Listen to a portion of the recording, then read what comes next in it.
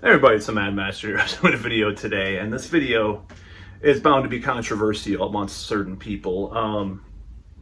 Now, this concept has been hotly debated, and I think there's a lot of room for nuance in the discussion, like with anything, because people seem to be enemies of nuance in this new paradigm that we're living in. So this has to do with a lot of things I see online, like when these left wing or whatever you want to call it outlets. I don't usually like to see the thing that bothers me about using the left versus right paradigm. Kind of a pile of bullshit, because a lot of the left is totally the opposite of what they used to be about war, for example. So I'm going to do a video regarding all that stuff pretty soon too, with a cool thumbnail that I thought of, who hopefully I'll get designed. So this is about the whole alpha versus beta male controversy. And I'm making fun of both sides on it, because the thing that bothers me is like it does bother me that like a lot of the right is using this term and stuff, but like a lot of the memes are pretty funny. Like, my wife's boyfriend gave me permission to go outside today, all these jokes about this like cuckoldry and all this stuff.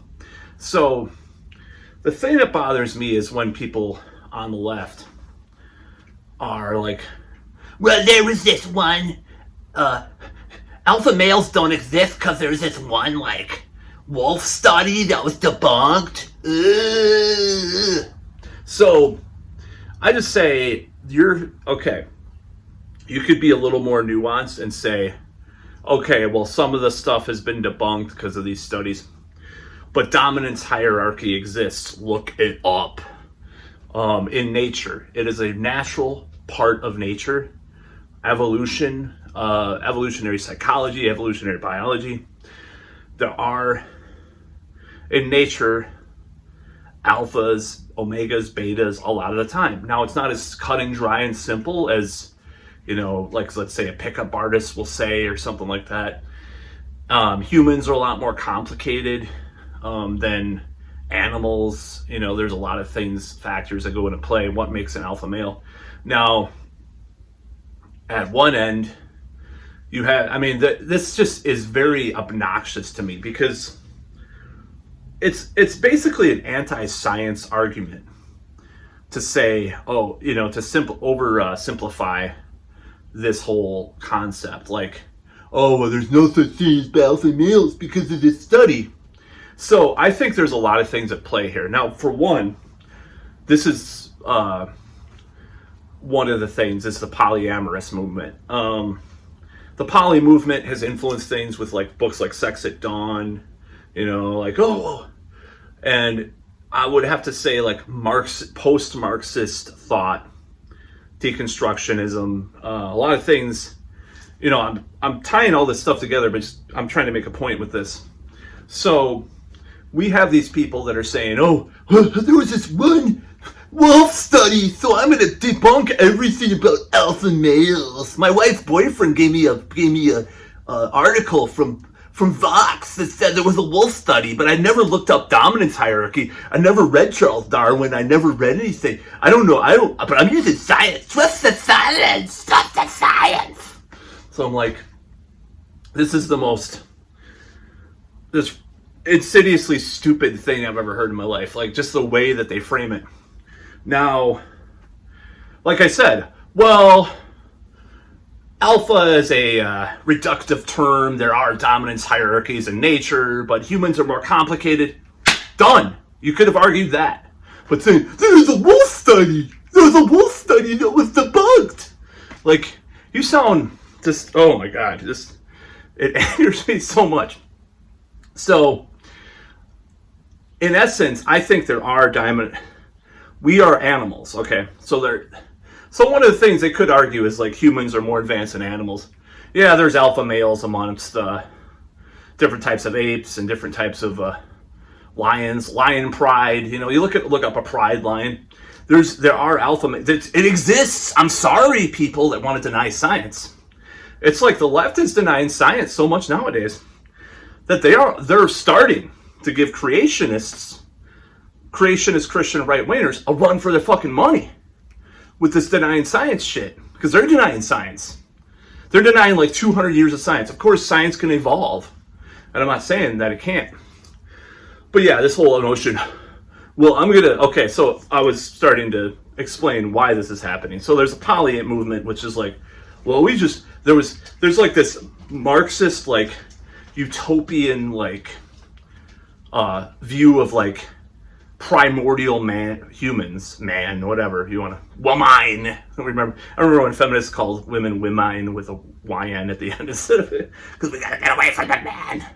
So this whole concept of things, it's like this utopian, very Marxist influence is like, at one point, because Marx talks about like primitive communism and stuff like that, like the hunter-gatherer tribes that they all shared sex. It was kind of messed up, actually, in a way. They all shared each other sexually. Who knows what else, you know? And I'm sure there wasn't any. I mean, I'm sure it's highly problematic at some of those societies, as we know from the ones that are left. There's a lot of problematic things. It's not some kind of utopia, and a lot of them varied, you know. So the sex at dawn thing, like, oh, everybody was fucking each other, man. It was great. It was like peace, man. And then you have, but it was like agriculture.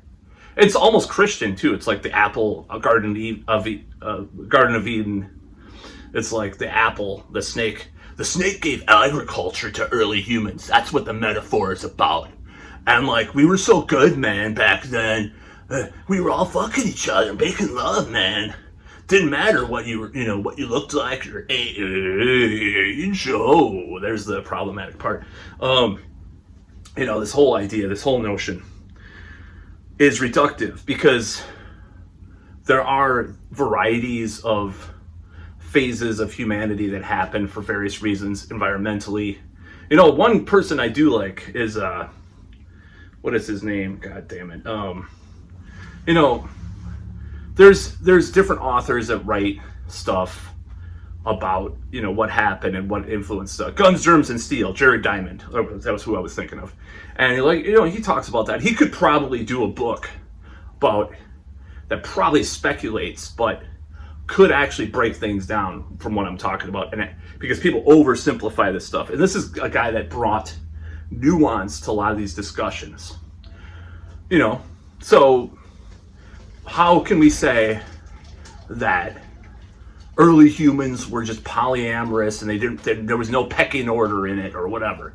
Okay, well, there's some remaining agricultural tribes, or not pre-agricultural tribes, that are around, but all of them vary, you know, and there's probably stuff that's really abhorrent cultural practices, and there are still tribes that have alpha males, or the guru of the tribe, or whatever, the mage of the tribe, or the paternal man, or whatever. It's like it's feminism.